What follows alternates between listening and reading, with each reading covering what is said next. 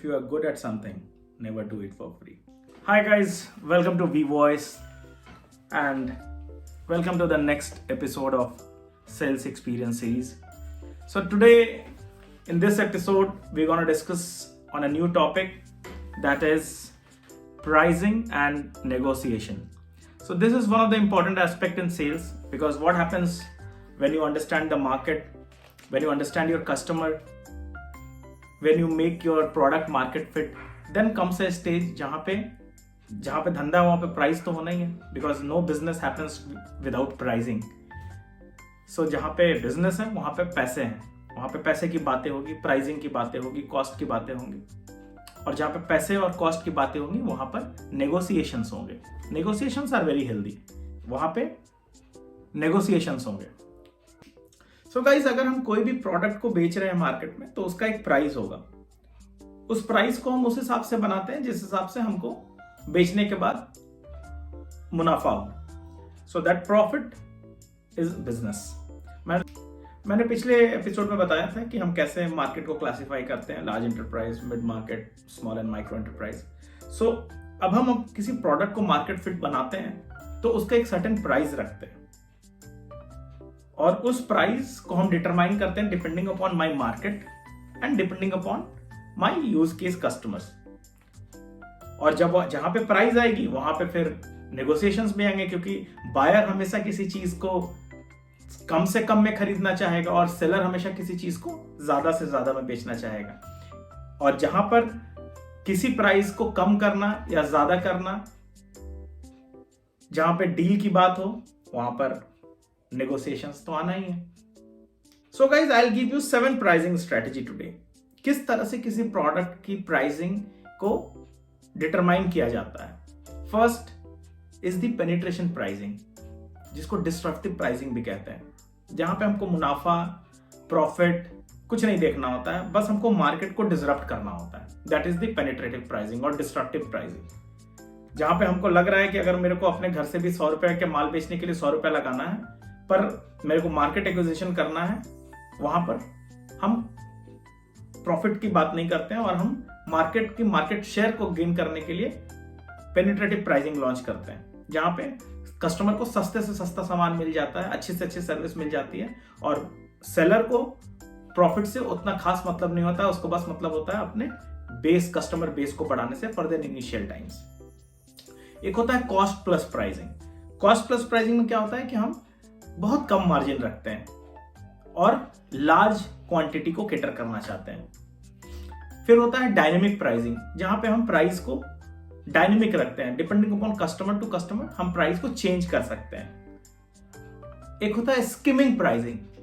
Skimming pricing में क्या होता है कि हम पहले बहुत लार्ज प्राइस को सेट करते हैं और बाद में उसको स्किम कर देते हैं छोटे छोटे पार्ट में. फॉर एग्जांपल, आप देखते होंगे कि किसी प्रोडक्ट का दाम 10,000 रुपए, पर उसके साथ एक ऑफर है कि एक लेने पे 4 free.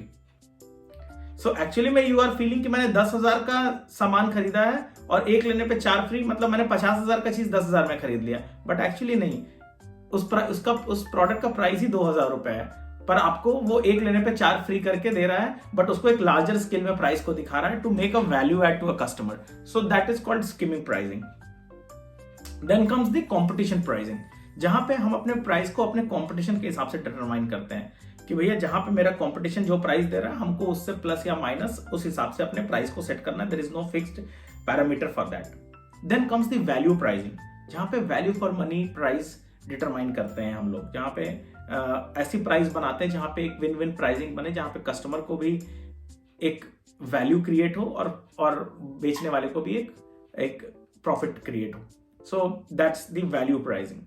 Then comes the pricing model which we call it as economy pricing, जहां पे हम बहुत एज अ सेलर कम से कम मुनाफा लेते हैं और ज्यादा से ज्यादा अच्छा प्रोडक्ट कस्टमर को देना चाहते हैं. तो हमारी जैसे डेवलपिंग इकोनॉमी में या अंडर डेवलप्ड इकोनॉमी में जो कस्टमर बेस होता है वो हमेशा इकोनॉमी प्राइसिंग या वैल्यू प्राइसिंग के प्रोडक्ट के पीछे भागता है, जिसको उसको लगता है कि इस चीज की कीमत मेरे लिए बहुत सही है, या इस चीज की कीमत में सेलर बहुत कम मुनाफा कमा के भी हमको दे रहा है, तो हम वैसी चीज के पीछे ज्यादा भागते हैं. So for our kind of developing economy या अंडर डेवलप्ड इकोनॉमी जो होती है वहाँ पे इन तरह की प्राइसिंग मॉडल्स ज़्यादा चलती है, और dynamic pricing, cost plus pricing या competition pricing, these are all happens in larger market segment जहाँ पे प्रीमियम कस्टमर बेस है.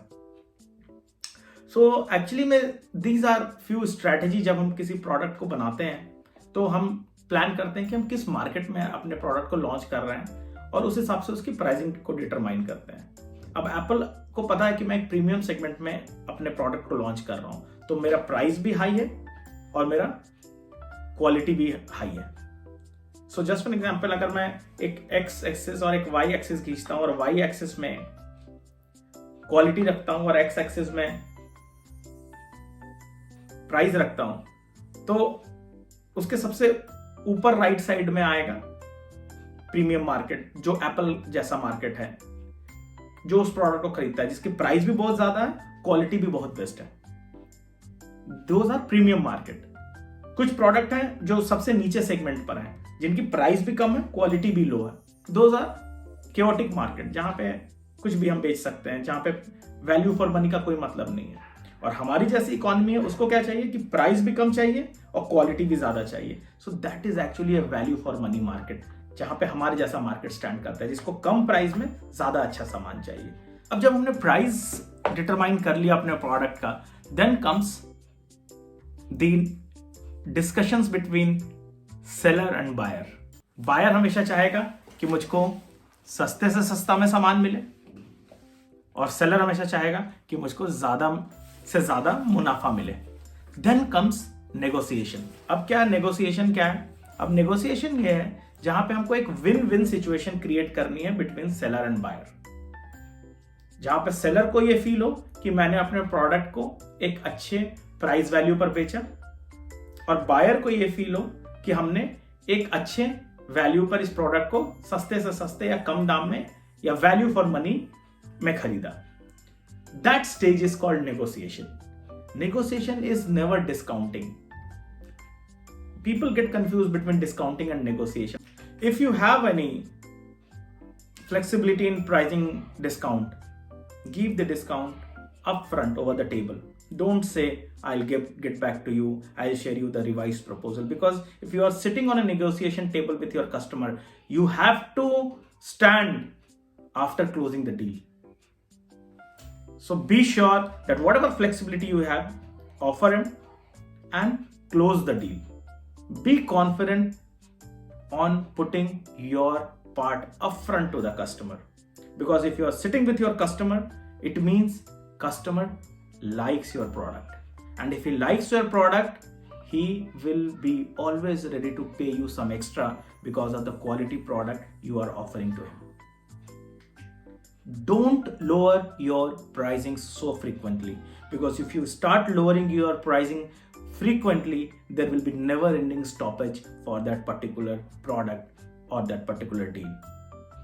Always set a standard pricing. कभी भी एक exaggerated pricing देना भी नहीं चाहिए. If your product values 1 lakh rupees, as a seller, you should always offer a first price of 1,25,000 rupees. Because there should be always a scope of discount, because as a seller your first price is never a selling price, and in the same way as a buyer your first price is never the buying price. So इसलिए अगर 1 लाख का माल है तो always take some margin. 1,20,000 का propose करो and always see कि मैं 20,000 को कैसे वैल्यू क्रिएट करके डिस्काउंट दे सकता हूं कस्टमर को. और same way as a buyer, अगर 1,20,000 का कोटेशन है तो कभी भी उसको 1,20,000 ना मानो, उसको मान के चलो कि इसमें 10-5,000 रुपए का फ्लेक्सिबिलिटी होगा. So never fear for negotiation, and as a seller never give your final price in your first meeting. So be confident, and nothing in this world is free. पीने का पानी के लिए भी हमको पैसा देना पड़ता है. नथिंग. सो नेवर फील कि अगर तुम कस्टमर को कुछ फ्री में दे दोगे तो वो तुमको अपना सगा बना लेगा. तुम्हारी अहमियत उसके नजर में उसी समय गिर जाएगी जिस समय तुम उसको फ्रीबीज देने लगोगे. बिकॉज फ्री का माल वही देते हैं जिसमें दम नहीं होता. जिसमें दम होता है, जिस प्रोडक्ट में दम होता है, वो एक वैल्यू प्राइस पे सामान को बेचते हैं, बिकॉज फ्री का माल हमेशा गलत होता है। और किसी बड़े मैनेजमेंट गुरु ने कहा है कि if you are getting something for free it means you are a product, because nothing in this world is free. So if you feel कि आपको कोई चीज फ्री में मिल रहा है तो इसका मतलब आप ही वो प्रोडक्ट है, आप ही को बेचा जा रहा है। So always remember this word. Now negotiation हो गया, प्राइसिंग समझ में आ गया। अब एज अ सेल्स पर्सन हमको ये समझना है कि सर हमारा माल को हम कैसे इतना वैल्यू प्रपोज करें कि कस्टमर हमको मेरे वैल्यू पे सामान को खरीदे। तो उसके लिए सबसे इंपॉर्टेंट है create importance of your product. अपने प्रोडक्ट का इंपॉर्टेंस बनाओ। देखो देयर आर सर्टेन पैरामीटर्स जो मुझे ऐसा लगता है कि how to create importance of your product. पहला, क्रिएट स्कैरसिटी। अपनी चीज की अहमियत दोगे तभी सामने वाली उस चीज की अहमियत देगा। मैं बार बार ये कहता है कि अगर मैं अपने बच्चे को भीड़ में एक झापड़ मारूंगा तो दुनिया उसको डांटेगी, थप्पड़ मारेगी। लेकिन मैं अगर अपने बच्चे को भीड़ में एक शब्द नहीं बोलूंगा और वो कुछ भी बदमाशी करते रहे, किसी की मजाल है कि कोई उसको ऊं तक बोल दे। सो इसलिए सबसे पहले अपने प्रोडक्ट की इंपॉर्टेंस क्रिएट करो। When you are sitting and talking to your customer, create an importance of your product, create scarcity. बताओ कि वो कितना इंपॉर्टेंट हो सकता है आपके जैसे कस्टमर्स के लिए and how beneficial it could be for you. और अगर आप नहीं लेते हो तो आप क्या मिस कर रहे हो। So that scarcity you need to create. Second, create commonality and similarity. If you are talking to a bank, give a use case of bank, जहां पे कॉमनलिटी क्रिएट करो कि तुम्हारा प्रोडक्ट एक बैंक को किस तरह से केटर कर सकता है। If you are talking to a e commerce company, create a use case जहां पे एक कॉमनलिटी या सिमिलैरिटी क्रिएट करो कि ई कॉमर्स के लिए कैसे केटर कर सकता है। बिकॉज एक ई कॉमर्स कंपनी को कोई मतलब नहीं है कि तुम बैंक में क्या दे के आ रहे हो या बैंकों के लिए क्या सोल्यूशन डेवलप किया है, उसको अपना कॉमनलिटी या सिमिलैरिटी चाहिए। So discuss use cases with their industry environment. Third, always give reasons. मैं हमेशा ये कहता हूं कि examples are better than precept. ज्ञान देने से अच्छा हमेशा उदाहरण देना चाहिए। So always create reason and always create a reason for that reason. I hope you understand. किसी भी चीज को प्रेजेंट करने के लिए उसके पीछे का तथ्य बताइए और उस तथ्य को बताने के लिए उसके पीछे का तथ्य बताइए। So always create a story, a reason behind the reason. That is very important. Always be a soft spoken happy person. कोई इंसान किसी दुखी डिप्रेस्ड आदमी से बात नहीं करना चाहता है। So when you are talking to your customer, when you are meeting your customer, always be in a happy mood, always be soft spoken, क्योंकि अच्छे लोगों के साथ सब लोग बात करना चाहते हैं। एंड दैट्स अ की point in the 5 point which I'm going to say. And the last one, be authority, be a leader. जब कस्टमर से बात करो तो इतना प्रिपेयर होकर बात करो कि जहां पे कस्टमर को एक अथॉरिटेटिव स्पीच लगे।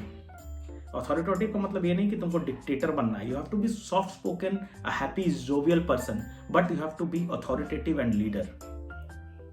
कोई भी वैसे बंदे से बात नहीं करना चाहता जिसको घड़ी घड़ी अपने सीनियर से फोन पे बात करना पड़े, या जिसको हर 10 मिनट पे अपने टेक के बंदे से बात करना पड़े, या हर 5 मिनट में ये बोलना पड़े sir I will get back to you.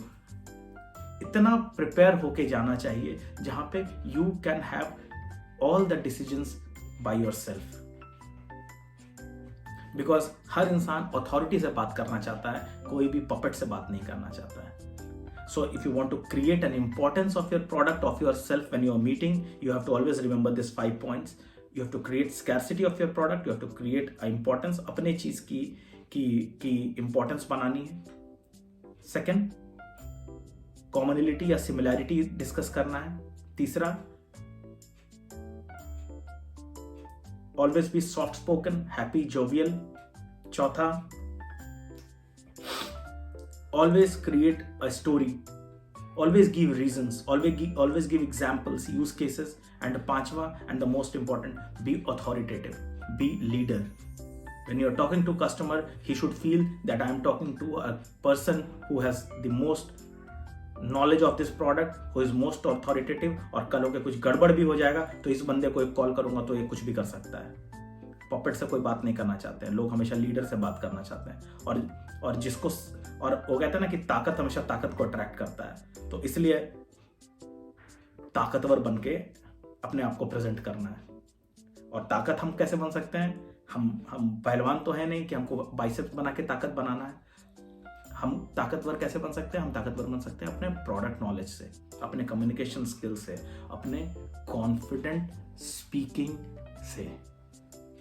So at last I want to conclude this session with one line, that whenever you are with your customer, always talk less, listen more, and agree slowly.